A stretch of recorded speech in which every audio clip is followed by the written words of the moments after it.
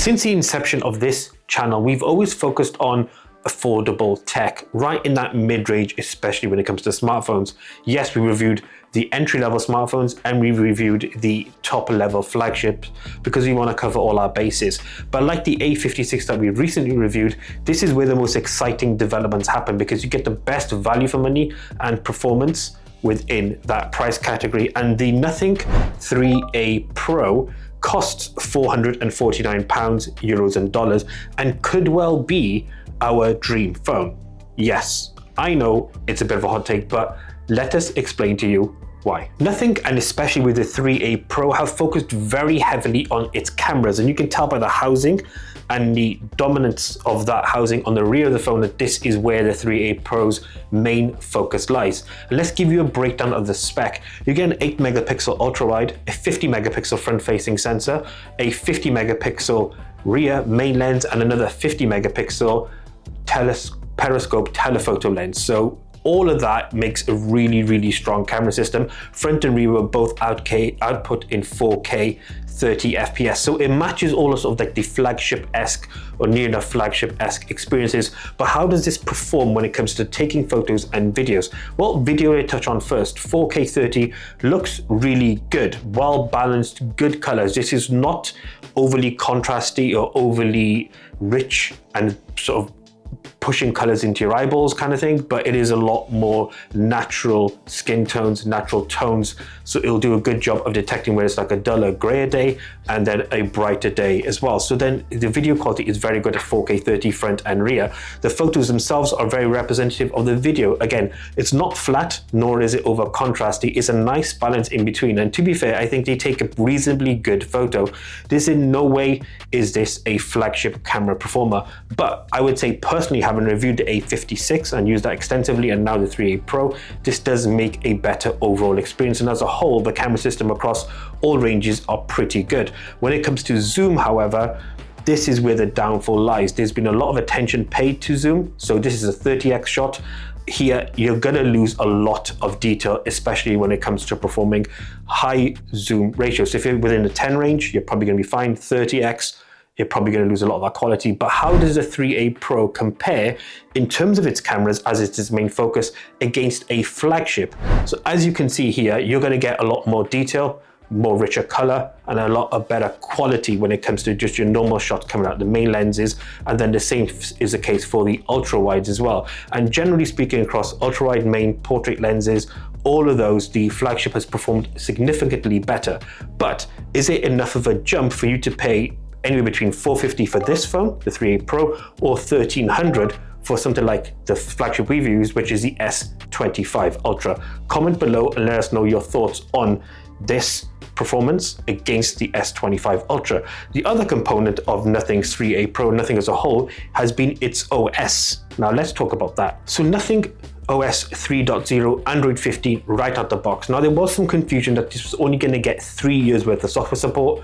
Recently, however, it has been noted that it is actually 4 years of software support, which is really, really good. And just what you sort of expect for a mid-range smartphone. Yes, it's not the top level of Samsung's A56, which is 6 years. This is still very, very good. Now, Nothing's OS is very, very OG stock Google. There's very little bloatware on here. There's a few Nothing apps. Other than that, there's not much. And I think it's a bit understated how well optimized Nothing OS is compared to the others, which have a lot of bloatware, and this doesn't have as much. It's a simple, refined user experience. I absolutely love it because it's just super cool. It feels very, very different than what you'd expect from your generic sort of Samsung, Google, even Apple. You're kind of used to that really rich, vibrant OS, but the experience on Nothing OS is very, very good. As a whole, in terms of how it operates, again, very, very good. Super, super smooth. 7S Gen 3 processor, runs incredibly well. No issues at all with any slowdown.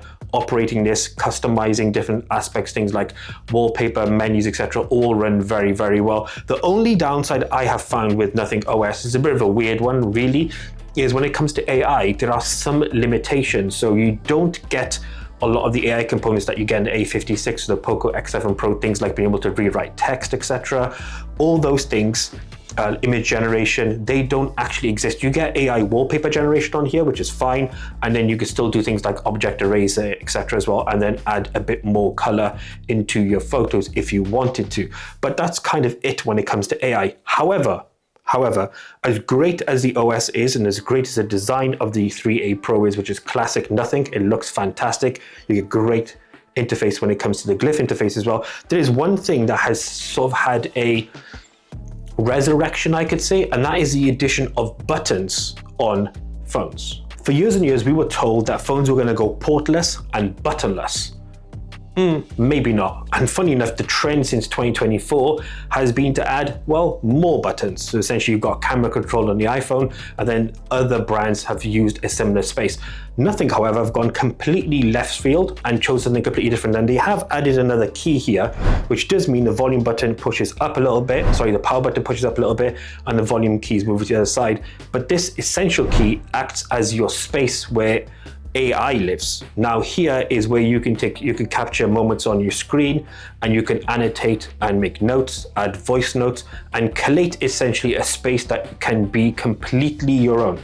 So let's say if you're looking for the new Air Max trainers and you think, I want to pay, I've only got 30 seconds to quickly search it. You search it, you add a note or you add a voice note with some context, and it will then leave them within this essential space. So a single click gets you the option to capture whatever's on your screen. Hold it down, voice note, double click, gets you into essential space. And I gotta say, it takes some getting used to. You have to be consciously aware of what's there, but once you got to using it and use it regularly, it's very, very good. And the AI element within here is when it comes to things like voice notes. So if you wanted to create, say, a shopping list, or you wanted to add some context to an image, say for example, you're going away to Norway and you wanted to travel there, but you wanted to add some context to like add this as my third day for my trip to Norway, then you can do that and it will actually convert that voice note into text. It does take a little bit of time of processing, but overall that experience is very, very good. Some may see it as a gimmick, but I think personally, if you invest the time and attention, this is actually a super, super interesting addition. And I think over time, as more AI is put in and the more develops and you create it and make it your own, the more this will become a central point of Nothing's OS and their brand. So the Nothing 3A Pro has a lot of really, really good elements, and I can only really find two real issues that I think stand out to me, and that's the IP rating at IP64 for dust and water resistance. That's way behind things like the A56, and the lack of options when it comes to storage. So you get 12 gig of RAM, 256 gigabytes of storage. Are the only options here in the UK. There are more available widely and globally, which is a bit of a shame. You also get 50 watts of wired charging across a 5,000 milliamp hour battery, but no plug in the box. Kind of used to that. That is the last downside. Overall though, if you were to look at this phone at 449 and look at the A56 at 499, this, I feel, is a much, much better product overall. There's a lot more going on here. You get a lot more value for money. The design blitzes the A56. And I think for me, personally, that essential key is a real, real winner. Yes, it does take some getting used to and investing in that space. But I think over time, once you do that, I think you'll really see the benefit of it. And overall, the cameras as well is another addition I would say is the better, and the color science behind it, I feel, reflects more on the sort of the premium side than the A56 does. Overall, this package at 449 is far more compelling than the Samsung A56. But let us know your thoughts, what you would prefer. Would it be the Nothing 3A Pro? Would it be the A56? Or are you waiting to see what people's opinions and thoughts are on the Pixel 9a? Let us know in the comment section. Thank you so much for watching, and that's our review of the Nothing 3A Pro. Until the next one, we out.